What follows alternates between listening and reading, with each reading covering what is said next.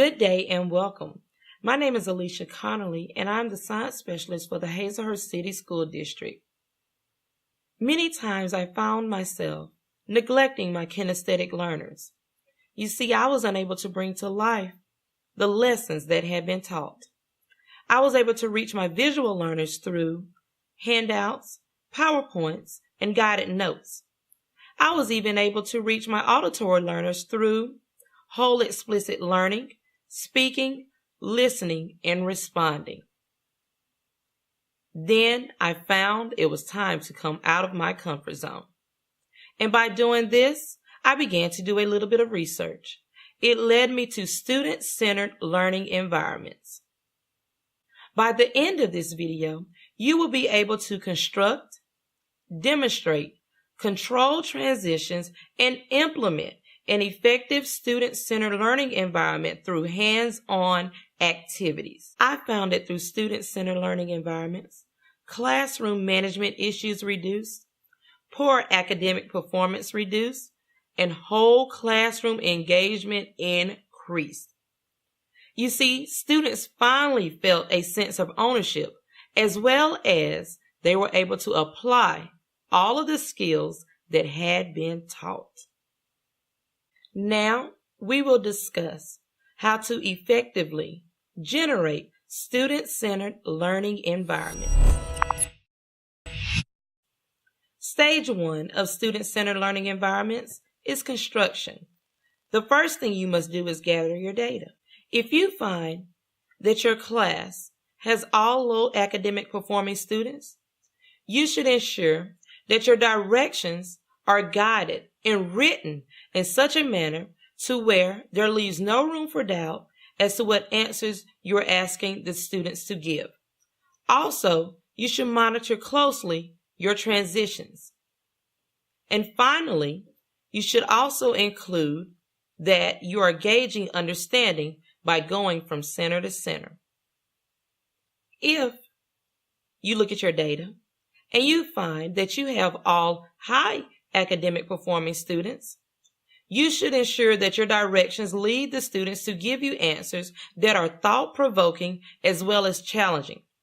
For example, instead of matching or fill-in-the-blank answers, their answers should require open-ended as well as effective questioning and reasoning. But if by chance you have a classroom that has a mixture of students on all levels, then you should ensure that your instructions cover all DOK levels. That means you may have some fill-in-the-blank and matching in some centers, and open-ended and effective questioning and reasoning in others. The second part of construction is developing your centers based on classroom size. There should be a minimum amount of 3 students to the maximum amount of students 5 allotted in your centers. Remember, the goal is to reduce classroom management issues and increase whole classroom engagement. The final part of construction is to assign or allow the students to choose their roles. Remember, we're offering them a sense of ownership.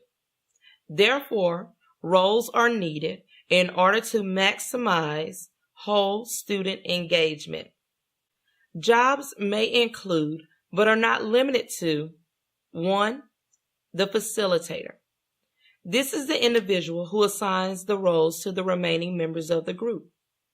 This is also the individual who ensures that everyone stays on task throughout each center. 2.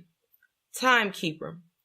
This is the individual who is tasked with keeping time and ensuring that all individuals are aware of when it's time to move into a smooth transition to the next center. Number 3, reporter. This is the individual and the only individual who is allowed to speak to the instructor. They are charged with turning in all of the materials that have been asked for at the end of the class by the teacher. Next, you have the recorder. This is the individual who writes down all of the answers on the necessary paperwork to be turned in by the reporter. Finally, you have the runner or the wild card. If he or she serves in the capacity of being the runner, this individual is tasked with getting the materials that is needed for each center. But if he or she serves in the capacity of being the wild card, that means this person serves in the place of the other team member that may be missing.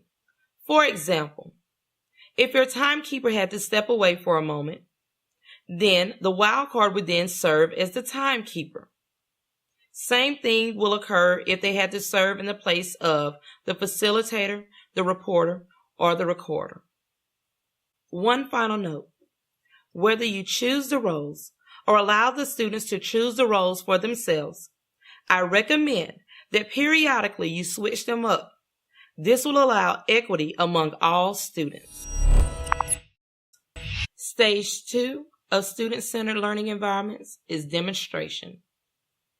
You see, on days that you are utilizing centers, you should exclude your bell ringers and do nows.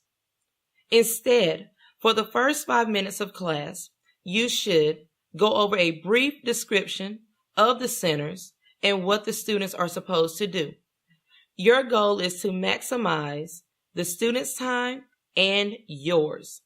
Remember, this is the you do part of the lesson, so allow them to do. Stage 3 of student-centered learning environments is to control transitions. This is done in the implementing stage of student-centered learning environments. It is demonstrated in the demonstration stage of student-centered learning environments. In order to control transitions, I allot 10 minutes per center with a maximum amount of 4 centers.